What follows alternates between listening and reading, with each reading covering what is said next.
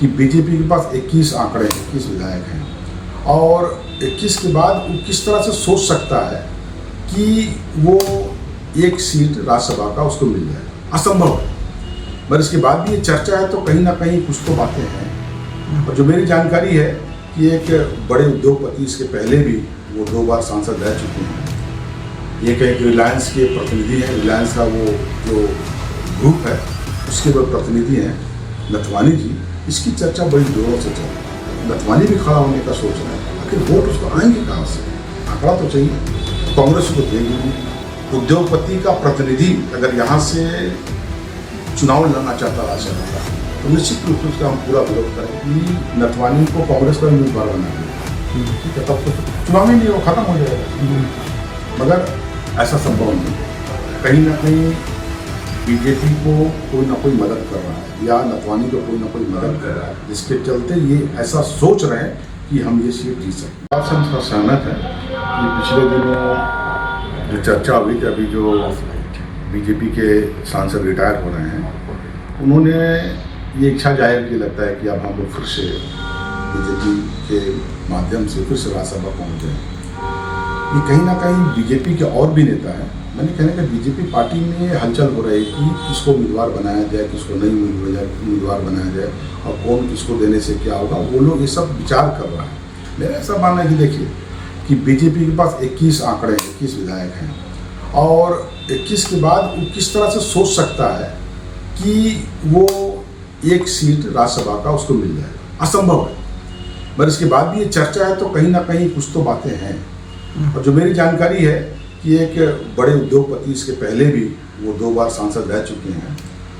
ये कहीं रिलायंस के प्रतिनिधि हैं, रिलायंस का वो जो ग्रुप है उसके वो प्रतिनिधि हैं नथवानी जी।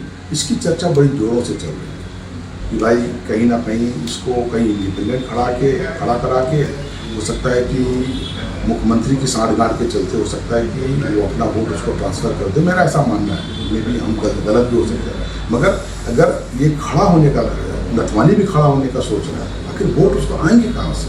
आंकड़ा तो चाहिए, कांग्रेस को देगी नहीं। अब वो बचा कहाँ से वोट? तो ये लगता है कहीं ना कहीं ये नथवानी की जो सोच है, ये बीजेपी और जेएमएम का जो सरप्लस 5 वोट है, इन सबको लेके और कहीं आरजेडी और कुछ लोग से हो सकता है कि बातें चल रही होगी, जिसके चलते हो सकता है नथवानी ये सोच रहा है कि हम ये नैया पार कर रहे हैं। मगर हम लोग पूरा इसका विरोध करेंगे, इसलिए कि ऐसे थैला पार्टी जो रिलायंस ग्रुप का जो सबसे बड़ा ग्रुप है, जिसका हम लोग शुरू से हमारा विरोध है, वैसा उद्योगपति का प्रतिनिधि अगर यहाँ से चुनाव लड़ना चाहता राज्यसभा का तो निश्चित रूप से उसका हम पूरा विरोध करेंगे। हमको लगता है कि यहाँ के विधायकों को भी उसका विरोध करना चाहिए, लोकल कोई भी आ जाए उसमें कोई बात नहीं, मगर ऐसे व्यक्ति जो थैला वाला पार्टी है इनको तो हम लोगों को पूरा विरोध करना चाहिए। और हमको लगता है कि हम दूसरे जो विधायक हैं जो जिसको अधिकार है ये वोट देने का, हमसे उनसे भी अनुरोध करते हैं कि सब चीज़ों पर थोड़ा ध्यान दें और जो इस माटी है, माटी का थोड़ा ध्यान रख के अपना निर्णय करना चाहिए। सर हमको ऐसा उम्मीद नहीं है, ठीक है, पार्टी तो जो निर्णय करती है क्या होगा। मेरी इच्छा ऐसा नहीं है कि हम राज्यसभा लड़ें, हम लोग लोकसभा के लिए मैदान में हैं। हाँ, अगर पार्टी क्या करती है नहीं करती है अलग बात है, मगर हमको लगता है कि अब यहाँ पर जो आंकड़े हैं जिस तरह से आप देख रहे हैं कि बिना थैला का बहुत जल्दी कोई जीतेगा नहीं। विशेषकर अगर जो हमारे गठबंधन दल के लोग हैं उन पर कितना विश्वास कर सकता है आदमी, अगर सब लोगों की सहमति हो जाएगी तब तो एक सीट आराम से निकलेगा जिसको आप चाहिए, ठीक है। मगर अगर नीयत खराब होगा तब तो कभी भी कोई भी ये काम को संभव नहीं कर सकता है। तो कांग्रेस को तो हम लोग विरोध करेंगे और हमको ताला कमान को भी हमने आगाह कर दिया है कि ऐसे ऐसी बातें चल रही है। और चलिए ये लोग सोच रहा था कहीं से कि जो मेरी जानकारी है कि नथवानी को कांग्रेस का उम्मीदवार बना दिया जाए, ठीक है, तब तो चुनाव ही नहीं हो, खत्म हो जाएगा। मगर ऐसा संभव नहीं है, इसलिए कभी भी कांग्रेस नहीं चाहेगी कि नथवानी मेरा उम्मीदवार बने।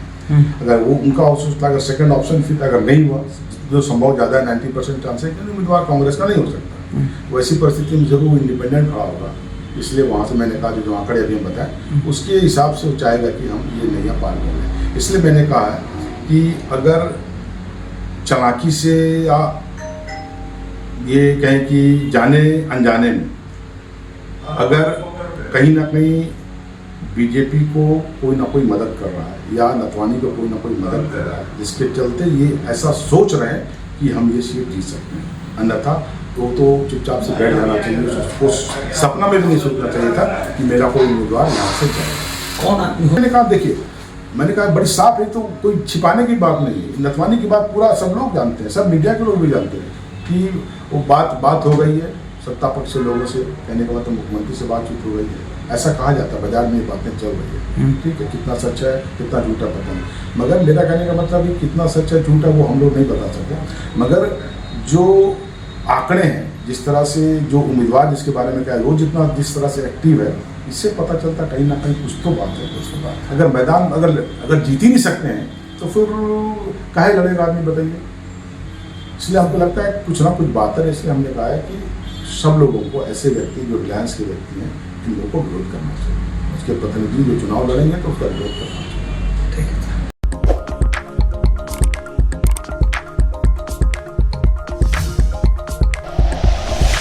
Like and share videos, subscribe करें हमारा चैनल और प्रेस करें बेल आइकॉन। News 11 भारत, सच है तो दिखेगा।